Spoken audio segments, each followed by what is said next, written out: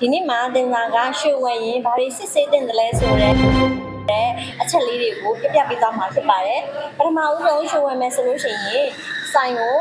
ရွှေစစ်မစစ်အရင်လေးရပါမယ်မိကုန်းလေးနည်းနည်းဆောင်းရရနော်အခု line ပေါ်မှာခက်စားနေတာပေါ့နော်မြောင်းမတီရဲ့ဆိုင်တချို့ကရွှေကိုရောင်းပါတယ်ရွှေအတုတွေရောင်းနေပေါ့နော်သူတို့တချို့မြောင်းမတီဆိုင်တချို့ရောင်းလိုက်တဲ့ရွှေတွေဆိုလို့ရှိရင်တခြားဘယ်မျိုးမှရောင်းလို့မရပါဘူးသူတို့ဆိုင်မှာတစ်ဆိုင်ထဲမှာသာပြန်ပြီးတော့ရောင်းလို့ရတဲ့ရွှေမျိုးလေးတွေအခု line ပေါ်မှာတွေ့လို့တစ်ချက်ပြပြပေးတာပါရှင်နောက်တစ်ခါကျတော့ကိုဝယ်လိုက်တဲ့ရွှေရဲ့အမျိုးအစားကိုစစ်ဆေးရပါမယ်ကိုဝယ်လိုက်တဲ့ရွှေမျိုးစားဆိုတာ16ပဲဒီအခောက်ရွှေလား15ပဲရေ15ပဲရေလား14ပဲနှစ်ပြားရွှေရေလား12ပဲရေ18K တွေလားဆိုတာကိုလည်းစစ်ဆေးမေးမြန်းတင်ပါတယ်တင်စာတို့ဆိုင်မှာဆိုလို့ရှိရင်ဆွဲကျုပ်လက်ကဟန်ချင်းကလေးဆိုလို့ရှိရင်15ပဲရေနဲ့ပြုလုပ်ပေးပါတယ်လက်စွပ်နဂတ်ဆွဲသီးလေးဆိုလို့ရှိရင်နေ့တိုင်းဝတ်ကြတယ်ဒီဇိုင်းလေးတွေလှအောင်အကျန်းခံအောင်လို့ဆိုပြီးတော့14ပဲနှစ်ပြားရွှေရည်လေးပြုလုပ်ပြီးတော့ရောင်းချပေးနေတာဖြစ်ပါတယ်။နောက်တစ်ခုကကြတော့ရွှေဝယ်ပြီဆိုလို့ရှိရင်ရွှေအလေးချိန်ကိုချိန်ခိုင်းရမှာဖြစ်ပါတယ်။ကိုဝယ်လိုက်တဲ့ရွှေအလေးချိန်ဟာဘောင်းချမှာပါတဲ့ရွှေအလေးချိန်နဲ့မှန်ချိန်ရခိုင်းရမှာဖြစ်ပါတယ်။ဘာဖြစ်လို့လဲဆိုတော့တချို့ပေါ့နော်တချို့ရွှေဆိုင်တွေမှာတင်စာတွေးသလောက်ဆိုလို့ရှိရင်ရောင်းလိုက်တဲ့အခါမှာ digital ချိန်ခွင်နဲ့ရောင်းပြီးတော့ပြန်ပြီးတော့ဝယ်လိုက်တဲ့အခါမှာကြက်ပဲရွေးဆိုတဲ့ချိန်ခွင်သေးသေးလေးနဲ့ပြန်ဝယ်တာကိုတွေ့လို့ပါရှင်။ရွှေမင်းစရိုအနေနဲ့ဝယ်လိုက်တဲ့ရွှေထည်ပစ္စည်းဟာဒီလိုပေါ့နော်တင်ဆောင်ဥထောက်ကိုကြောက်ထည်လေးတွေဖြစ်နေရဆိုလို့ရှိရင်ကြောက်ချိန်ကိုတိတိကျကျနှုတ်ပေးလားဆိုတဲ့ဟာကိုလည်းစစ်ဆေးတင်ပါတယ်ဒီတင်ဆောင်ဥဆိုင်မှာရောင်းလိုက်တဲ့ဒီကြောက်ထည်လေးဆိုလို့ရှိရင်ငကတ်ဆိုလို့ရှိရင်နောက်ပိတ်လေးတွေမှာဒီငကတ်ကကြောက်ချိန်ကြောက်ဝိတ်ဘယ်လောက်ရှိလဲဆိုတာကိုပွင့်လင်းမြင်သာစွာရေးပေးထားပါတယ်ဒီလက်စွပ်တွေပေါ့နော်ဒီလက်စွပ်ကြောက်ထည်လက်စွပ်လေးတွေဆိုလို့ရှိရင်လည်းဒီဝင်ရိုးမှာဒီကြောက်ကကြောက်ချိန်ဘယ်လောက်ရှိလဲဆိုတာကိုရေးပေးထားပါတယ်ဒီလိုမျိုးတွေဆိုလို့ရှိရင်ရွှေမိတ်ဆွေတွေအနေနဲ့စစ်ဆေးတင်ပါတယ်အခုကရွှေတန်မိုးမြင့်တက်နေတာဖြစ်တဲ့အတွက်ရွှေတရွေးဆိုလို့ရှိရင်9000ဝန်းကျင်ရှိပါတယ်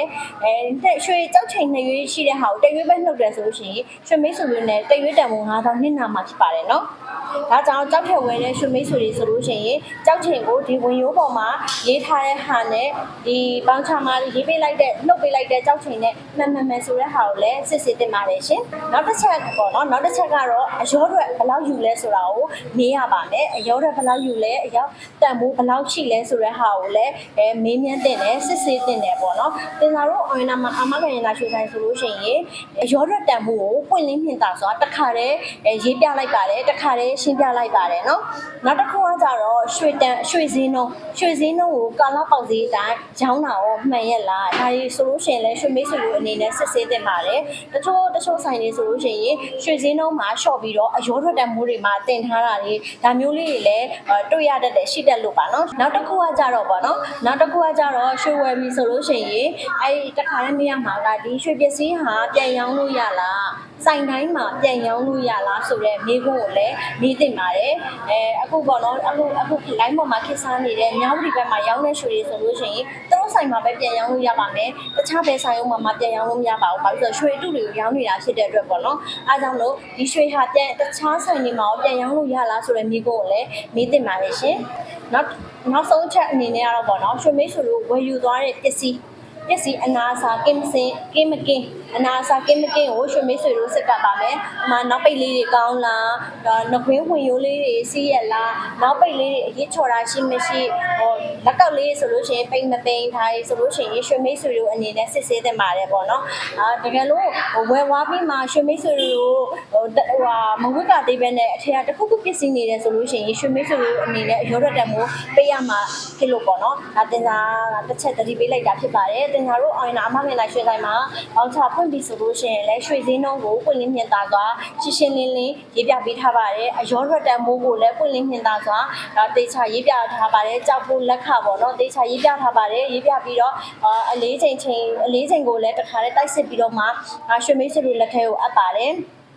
်တေချာပေါင်းချကိုလည်းပေါ့နော်တစ်ခုချင်းစီအသေးစိတ်ဒီတေးရှင်းပြပြီးတော့မှရွှေမိတ်ဆွေတို့ကိုအချင်းဖြစ်ပါတယ်နော်ရွှေဝယ်တဲ့အခါမှာရှင်းလင်းမှုနဲ့ယုံကြည်မှုသာအဓိကဖြစ်တဲ့အတွက်ရွှေမိတ်ဆွေတို့အနေနဲ့ယုံကြည်စိတ်ချရတဲ့ဆိုင်မှာဝယ်ယူအားပေးလို့ရပါတယ်ရှင်ဒါကြောင့်ရွှေမိတ်ဆွေတို့အနေနဲ့ရွှေနဲ့ပတ်သက်ပြီးရာသက်ပံစိတ်ချမ်းသာခြင်းနဲ့ဆိုလို့ရှိရင်တော့တင်စာတို့အောင်ရအမကနာရွှေဆိုင်ကိုနှမ်းလာခဲ့ဖို့လည်းဖိတ်ခေါ်ပါရစေရှင်